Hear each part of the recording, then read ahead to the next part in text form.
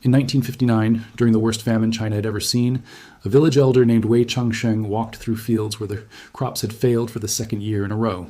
The Great Leap Forward had collapsed. Grain stores were empty. People were dying in numbers that the government would not officially acknowledge for decades.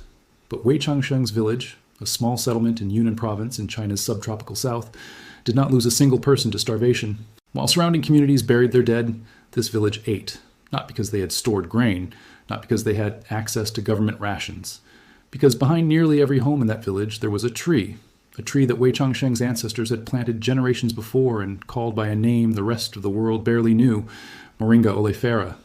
The leaves became their vegetables, the seeds became their oil, the pods became their protein. And when investigators later documented how this village had survived while others perished, the answer was so simple it was almost dismissed. They had a tree that fed them when everything else failed. Today, we are not talking about a supplement. We are not talking about a health trend or a superfood marketed in a plastic bottle. We are talking about something that has fed civilizations for over 2,000 years. Something that grows in the poorest soil on Earth, survives drought, requires almost no care, and produces more complete nutrition per square foot than nearly any other plant known to science. Something you can grow in your backyard, your courtyard, or even a large container, and harvest for the next 50 years. We are talking about the tree that produces meat, milk, and medicine simultaneously, all from one plant. And once you understand what it can actually do, you will never look at your yard the same way again. The story of Moringa does not begin in a modern laboratory. It begins long before any corporation existed to suppress it. Ancient Chinese records from the Han Dynasty reference a tree used in southern provinces for both food and medicine, a tree with leaves so nutritionally dense that farmers integrated it into their daily diet as naturally as we might reach for bread. Traditional Chinese medicine practitioners documented moringa's properties across centuries of texts, noting its ability to restore energy, support digestion, and strengthen the body after illness.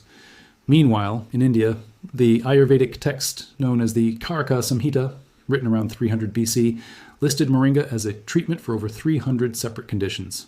It was classified as a rasayana, a substance that extends life, builds strength, and restores the body from within. Across the ancient world, from the Mediterranean to Southeast Asia, traders and healers independently arrived at the same conclusion about this tree. Roman naturalist Pliny the Elder documented the oil pressed from moringa seeds, what traders called ben oil, as a substance of remarkable value. Egyptian pharaohs had it placed in their tombs. Desert caravans carried it across the Sahara. In Africa, across generations and across hundreds of different cultures, moringa became the tree that mothers turned to when their children were sick, when harvests failed, when the rains did not come. An old saying preserved across Ethiopia, Kenya, Senegal, and Sudan translates to this: the family that has a moringa tree does not go hungry. Not because the saying is poetic, because it is literally true. And then the 20th century arrived. Industrial agriculture spread across the globe. Systems were built that required you to buy your food, your medicine, and your supplements from corporations, separately, expensively, and indefinitely. And in that transition, moringa was quietly sidelined. Not because it stopped working, because it worked too well on its own. Let me give you the numbers, because the numbers are the part that stops people cold. The Bloomberg School of Public Health at Johns Hopkins University conducted a comprehensive nutritional analysis of Moringa oleifera. What they found was not subtle. Gram for gram, moringa leaves contain 17 times more calcium than cow's milk, 10 times more vitamin A than carrots, 15 times more potassium than bananas, 7 times more vitamin C than oranges, and 9 times more protein than yogurt. 9 times more protein. From a leaf, from a tree that grows in poor soil, requires almost no water once established, and can be harvested within the first year of planting. To put that in perspective, the protein supplement industry alone is worth over $60 billion annually. Protein powders, protein bars, protein-fortified products, engineered in laboratories and sold at premium prices. And here is a tree that produces more bioavailable protein per gram than most of those products, grows for free in your backyard, and has been doing so for thousands of years. The tree also contains 46 distinct antioxidants, more than green tea, which the supplement industry has built an entire global market around. It contains zeaxanthin and lutein, compounds critical for eye health and increasingly documented as protective against age-related macular degeneration. It contains isothiocyanates, a class of compounds that multiple research institutions have studied for their role in inhibiting cancer cell growth. A 2013 study published in the Asian Pacific Journal of Cancer Prevention examined moringa's specific isothiocyanate compounds and their effect on pancreatic cancer cells. The University of Leicester published research examining moringa's role in slowing the growth of certain cancer cell lines. These are not fringe studies. They are peer-reviewed research appearing in established scientific journals. And yet, most people walking past a moringa tree would not recognize it, let alone know what it could do for them. Here's the most important thing to understand about moringa. You are not eating one part of the tree. You are eating the entire tree, and each part does something different. The leaves are the most commonly used part and the most nutritionally concentrated. They can be eaten fresh, added to salads, cooked into soups, or dried and ground into a fine powder. In Chinese cuisine, moringa leaves have been stir-fried with garlic and ginger for generations in Yunnan and Guangdong provinces, incorporated into everyday cooking the way spinach or bok choy might be used elsewhere. That powder is what researchers and aid organizations have focused on most intensively, because it is stable, lightweight, and retains its nutritional profile for months when stored properly. The World Food Program has documented moringa powder being used in schools across Sudan and Niger, mixed into children's meals during food insecurity crises, because it delivers complete nutrition in a form that requires no refrigeration, no preparation, and no supply chain beyond the nearest tree. The pods, long, slender seed pods that the tree produces in abundance, are what give moringa its common name in much of the world, the drumstick tree. These pods are eaten cooked, appearing in soups, stews, and braised dishes across Asia and Africa. The interior flesh of a cooked moringa pod has a texture often compared to a cross between asparagus and green beans, soft, slightly fibrous, and deeply nutritious. In some cultures, the interior of the pod is scooped out and eaten like a paste, which is why it has occasionally been called tree meat. It is high in vitamin C, zinc, and dietary fiber. The seeds contain up to 40% oil by weight. This oil, ben oil, has been used in cooking for thousands of years. It has a long shelf life, a mild flavor, and a smoke point high enough to make it suitable for frying. The cosmetics industry has also discovered it because ben oil absorbs easily into skin without leaving a greasy residue. High-end skincare brands sell it under the name Moringa oil at premium prices. But the most remarkable thing the seeds do is something that has nothing to do with nutrition or skincare. Moringa seeds can purify water. This is not a metaphor. It is documented peer-reviewed science. The seeds contain a natural coagulant, a cationic protein, that when ground and mixed into turbid water, causes suspended particles, bacteria, and impurities to bind together and sink. What remains above is significantly cleaner water. Researchers at Uppsala University in Sweden published studies confirming that moringa seed extract reduced the bacterial content of contaminated water by over 90% in controlled conditions. The World Health Organization has documented this process. Communities in Sudan have used it for centuries. It is a zero-cost water purification system that grows on a tree. The flowers are edible and rich in calcium and potassium. They attract pollinators aggressively, bees in particular, and moringa honey, produced by bees feeding on moringa nectar, is considered among the finest honeys in the world. The roots of young moringa trees taste remarkably like horseradish, sharp, pungent, and distinctive, and have been used as a condiment for centuries.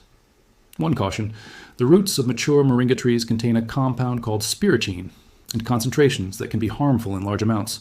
Young roots used sparingly are safe. Mature roots should be avoided. This is the question that deserves a direct answer.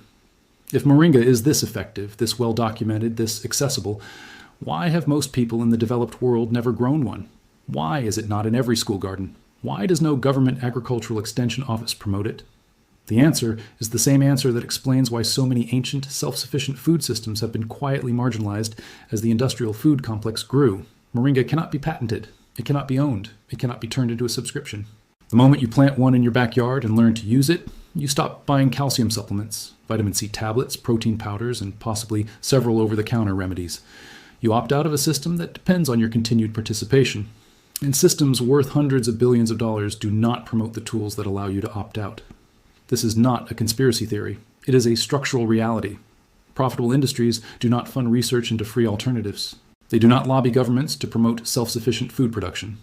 Agricultural schools, heavily influenced by corporate interests that dominate industrial farming, do not teach crops that cannot be commodified. Moringa has not been forgotten because it failed. It has been forgotten because it succeeded too completely on its own terms.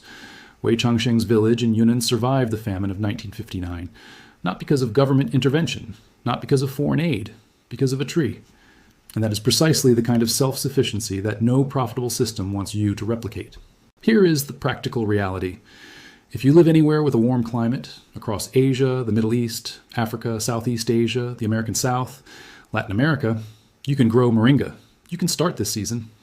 And the investment is almost nothing. You can grow moringa from seeds or from cuttings. Seeds are more widely available. Soak them overnight in water, then plant them 1 inch deep in a sunny location. Direct ground planting is strongly preferred. Moringa's taproot grows deep quickly, and containers restrict its development significantly. If you are using cuttings, and many experienced growers prefer this method because it is faster, cut a branch that is at least 1 inch in diameter and 18 inches long. Remove the leaves from the lower 2/3. Plant it directly into the ground, burying at least 6 inches. Water it well, then leave it largely alone. Location matters. Moringa needs full sun, a minimum of 6 hours daily, and it thrives with more. It cannot tolerate frost, which is the primary limiting factor in colder climates.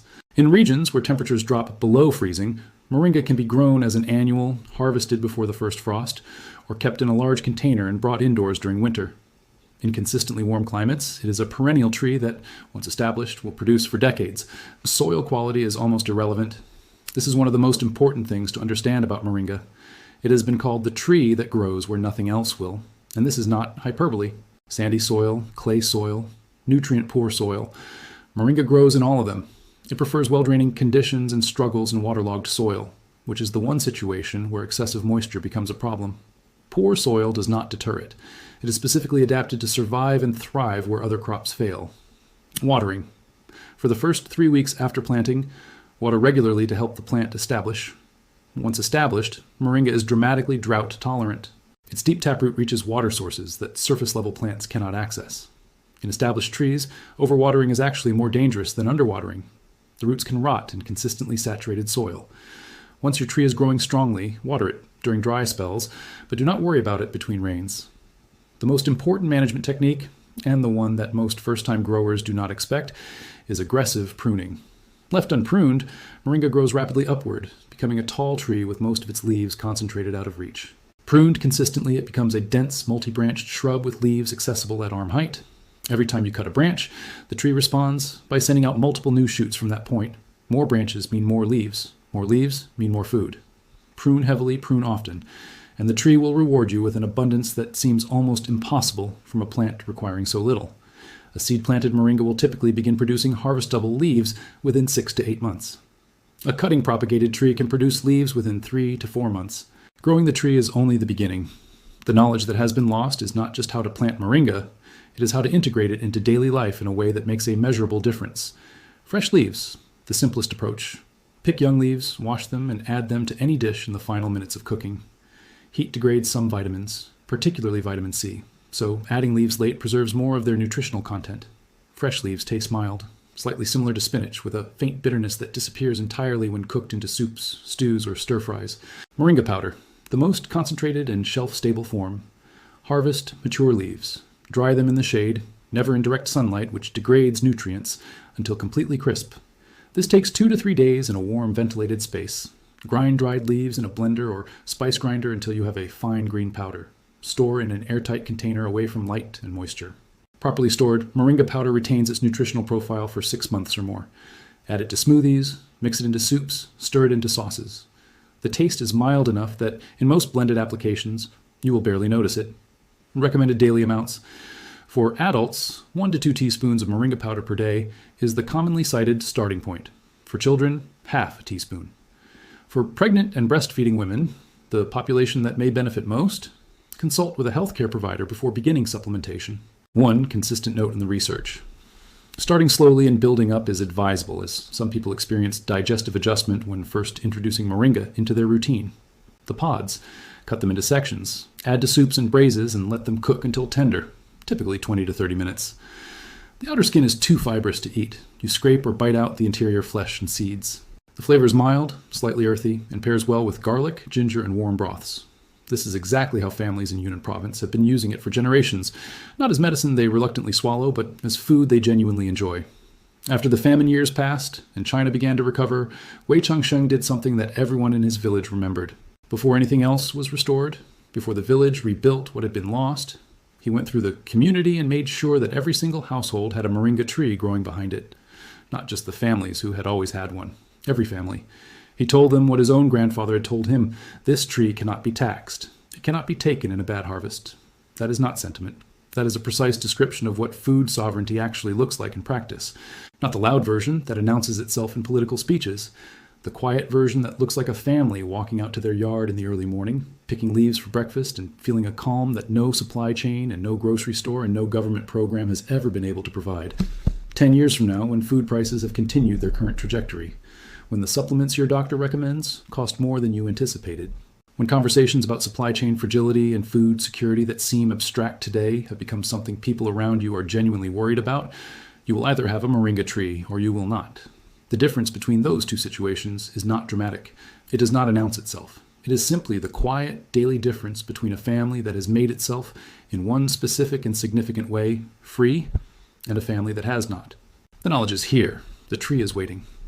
Wei Changsheng's village in Yunnan province survived a famine that killed millions of people, not because of luck, not because of resources, but because generations before the crisis arrived, someone had already made a decision, had already planted something, had already understood that the most powerful thing a family can build is not a savings account or a stockpile of anything that can run out. It is a living system that produces endlessly from nothing but sun and soil and the quiet patience to let biology do what it has always done. If this opens something for you, if you can picture yourself standing beside that tree 10 years from now, subscribe so you do not miss what we uncover next. Share this with someone who is ready to stop depending on systems that were never designed with their well-being in mind. The knowledge survived every empire that tried to ignore it. It will survive this one too. The tree is waiting.